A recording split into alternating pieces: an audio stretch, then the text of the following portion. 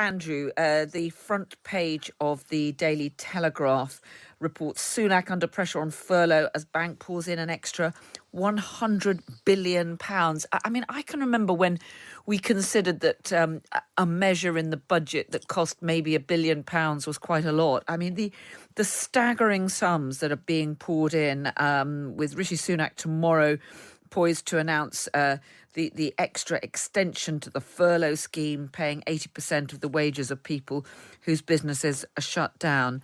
I mean, there are quite staggering sums that are being spent, and further staggering sums that will be spent during the next 4 weeks. It's true, and these funds and this money will have to be repaid, and there may be great intergenerational inequality as a result of that, because it may be the next generations that have to address this staggering amount of money. And it shouldn't be forgotten either that the war loans that were taken out, the debt from the war, was only finally redeemed, I think, in 2011 when George Osborne was Chancellor of the Exchequer. And so they will have to be repaid. But equally, that was for the First World War.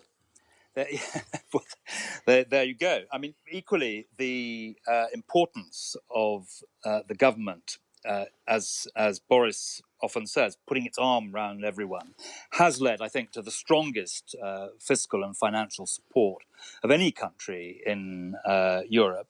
And we've got to do it, because otherwise the dangers to people's livelihoods and their employment and their well-being are immense anyway. But if they're going to have even more financial worry than they have at the moment, that would just not be acceptable. So I think the government is right to spend this money, and we are unbelievably fortunate that this money is being borrowed at a time when interest rates are incredibly low. And so we can afford to raise the money. The word of the Bank of England, the respect and responsibility which Britain has held in the international markets, to which Chris incidentally referred earlier, those markets are willing to fund the government because they know we've got a government that is prudent and is doing the right thing and will always stand by its word. And that means this money will have to be repaid. But I think we are very fortunate that because of the low level of interest rates and the ability to borrow, we are able now to show huge social solidarity and make these very substantial payments to keep businesses which otherwise would go through, many of which are very good businesses. Indeed. And we must try to preserve them. And Chris Bryant,